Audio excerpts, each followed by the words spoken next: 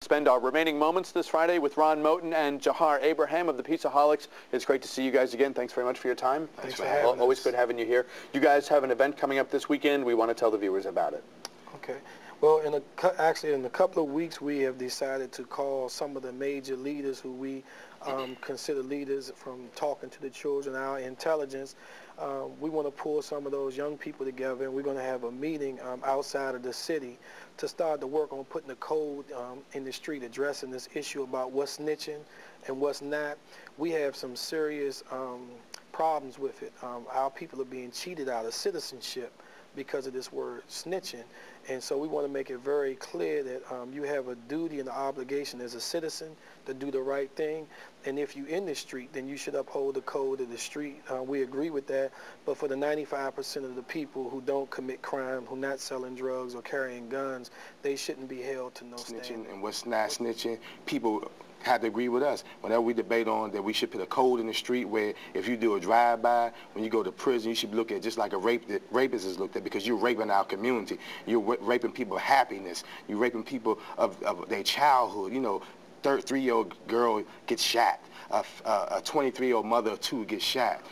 16 girls shot in the last 4 months. 6 of them dead by stray bullets. This is unacceptable. It's a cowardly act, and we have to educate people, like he said, on what is a citizen, and then we got to hold people accountable. If not, you'll have just 3 people in one neighborhood who are being targeted because they're doing the right thing. They're not snitching. They're not telling because they're not involved in crime, so it doesn't apply to them. So we just have to educate people on it, because the last thing I want to say, when people get locked up, I was in prison, and when they get used to doing time, and then a guy who comes on a block does some crazy stuff, and they drop a note on them. They get them off the block because they're trying to do their time, go to school, and get back home to their family. So why should we be held to different standards? And Robinson Place, a whole community was moved for like 15 or 20 people who were committing acts of violence over and over again. So if you move them people out of the way, is that snitching or is that doing the right thing? Because 2,000 people should not be moved nowhere for 20 people. What is the false belief about snitching that you would like to see changed, altered?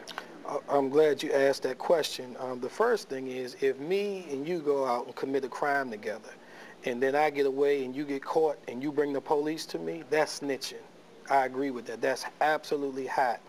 But if my mother, who's worked 30 years in the government and retired, and then some young guys decide they're going to set up on a drug strip on the street that she live on, which brings robbery and brings shooting, she's not hot or a snitch because she called the police. Young people have to understand that the majority of our tax dollars go to the police department. So why would citizens not be able to utilize the police department? Now, that's where we got this whole thing mixed up. If Miss Smith on the block don't want young guys hanging out on her street, driving stolen cars, UUVs, racing them up and down her street, if she calls the police, that's what she's supposed to do. Now, if Miss Smith steals cars or helps them hide cars, then she don't have no business calling the police unless she turning herself in. And so the men have to become responsible. And when we spend time in Oak Hill or over DC jail on the youth block talking to young guys, we know that they don't understand all of this. So part of this, they have to be brought into the American dream. We setting up a program where young people can start learning about home ownership and learning how to purchase condos, so they understand when they destroying the value of property. See, they don't have no concept of it because they locked out. So we have to open the door and let them in and educate them for real, not just false vanilla education, a system that's set up that's destroying African-American boys. We looked at in D.C., almost 50% of the boys are being labeled with special education, attention deficit disorder. They're being wrote off. And how are these the great-grandchildren of George Washington Carver and Garrett Morgan, who America considers rocket scientists, brilliant people? These are the great-grandchildren of Benjamin Banneker. So what happened? Now all of a sudden we so special and we can't think and we can't make good decisions. So we have to get back to the basics. I'm glad you had Councilmember Brown on. We have to fight, the citizens have to fight for ABCs to be restored back into our education system. And I don't mean ABC alphabets, I mean agriculture, biology, and chemistry, so our children will learn how to develop a product and, you know, take a product to the market. To the snitching idea and concern, what do you think was the origin of it?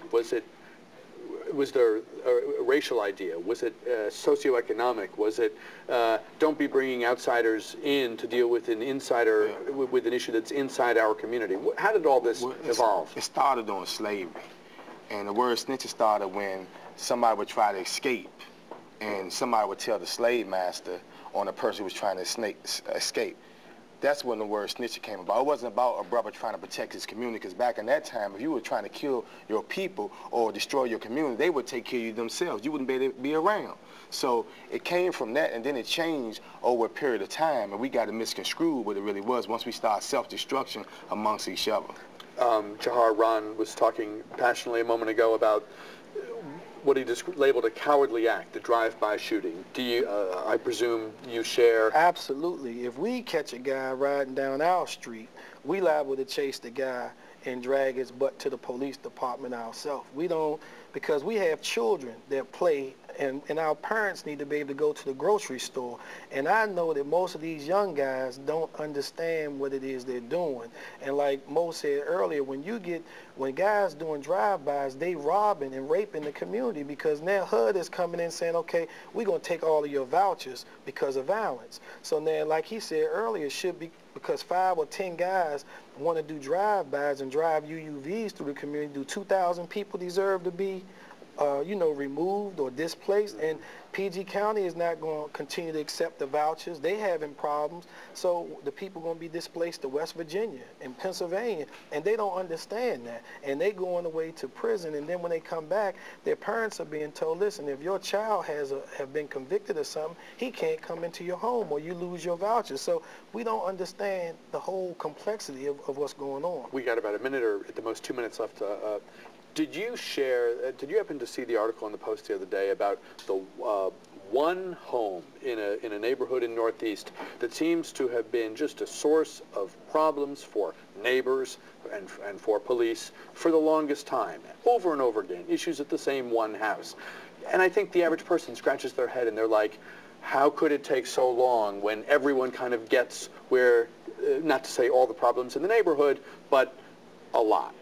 How can it be so hard to kind of fix this? First of all, what we need to do is not just look at moving people out.